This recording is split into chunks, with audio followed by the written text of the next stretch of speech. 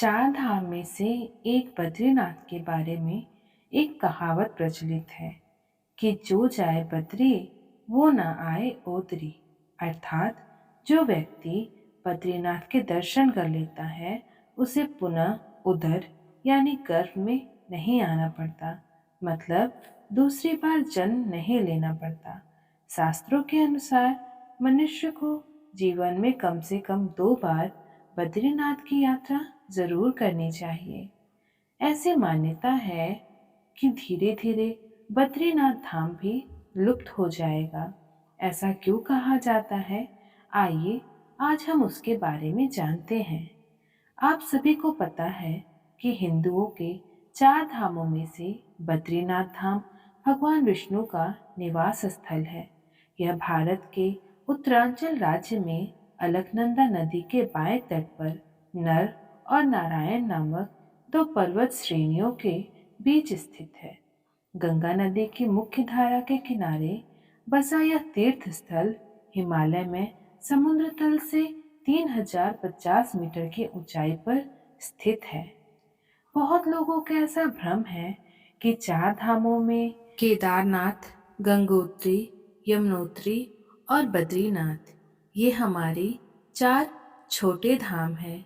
हमारे 4 धामों की यात्रा में शामिल जो है वो है बद्रीनाथ, जगन्नाथपुरी, रामेश्वरम और द्वारका। ये हमारे 4 धामों की यात्रा में शामिल हैं।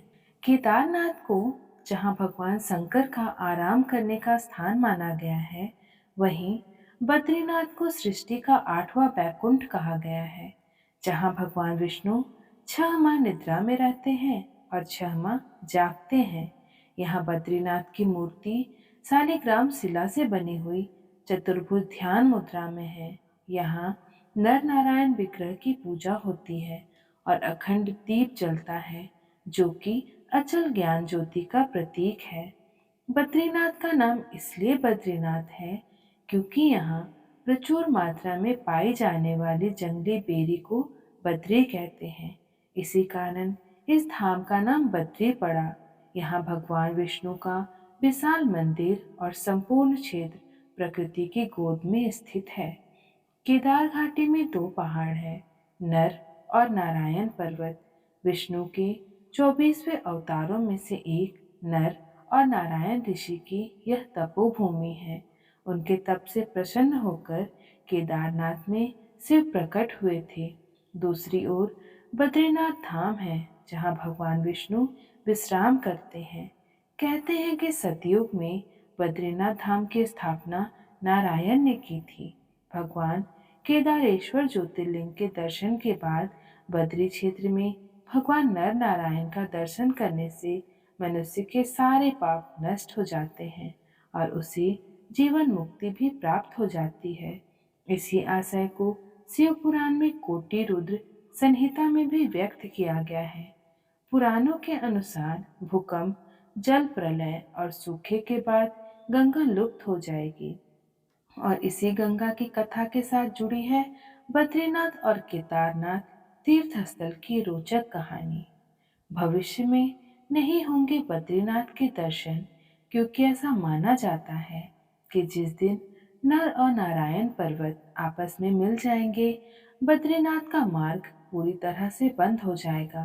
भक्त बद्रीनाथ के दर्शन नहीं कर पाएंगे।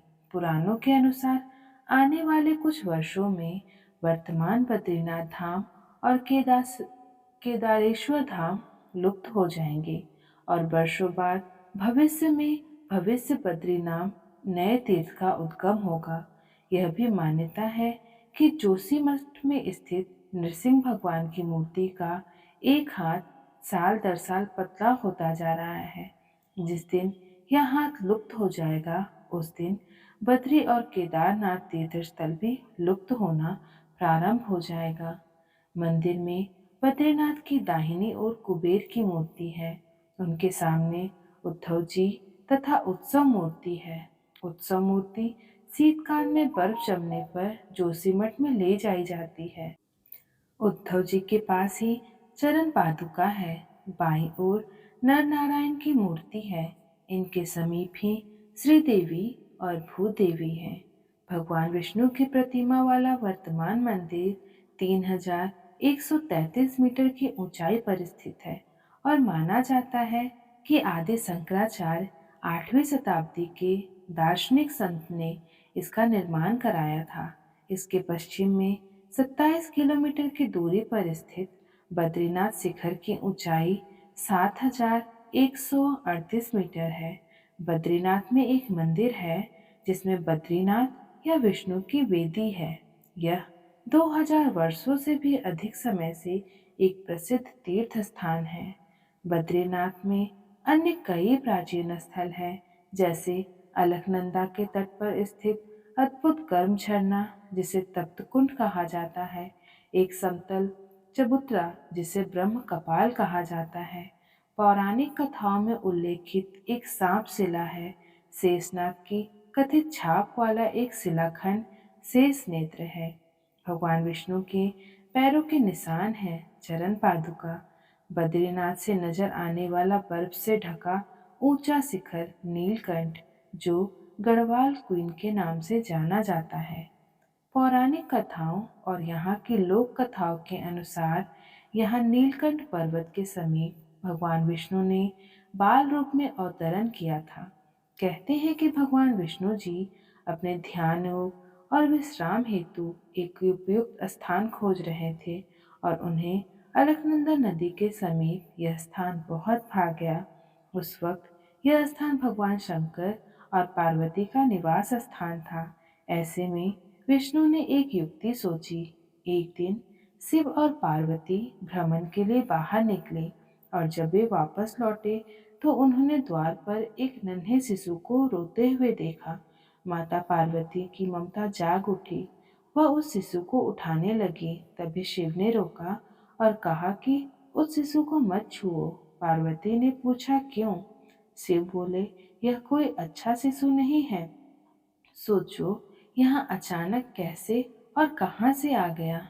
दूर तक कोई इनके माता पिता नजर नहीं आते। यह कोई बच्चा नहीं बल्कि मायावी लगता है। लेकिन माता पार्वती नहीं मानी और वह बच्चे को उठाकर घर के अंदर ले गई। पार्वती ने बच्चे को चुप कराया और उसे दूध पिलाया। फिर वह बच्चे को वहीं सुलाकर शिव के साथ नजदीक के एक गर्म झरने में स्नान करने के लिए चली गई। जब वे दोनों वापस लौटे तो उन्होंने देखा कि घर का दरवाजा अंदर से बंद था। पार्वती ने शिव से कहा, अब हम क्या करें? शिव ने कहा कि यह तुम्हारा बालक है, मैं कुछ नहीं कर सकता। अच्छा होगा कि हम कोई नया ठिकाना ढूंढ लें, क्योंकि अब दरवाजा नहीं खुलने वाला है। मैं बलपूर्वक इस दरवाजे को नहीं खोलूंगा।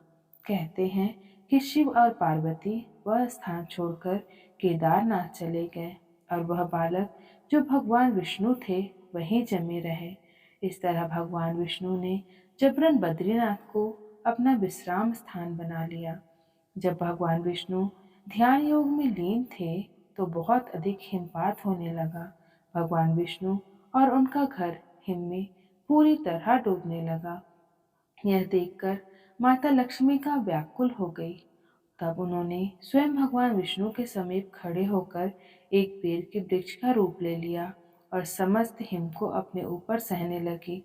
माता लक्ष्मी जी भगवान विष्णु को धूप, वर्षा और हिम से बचाने की कठोर तपस्या में जुट गई।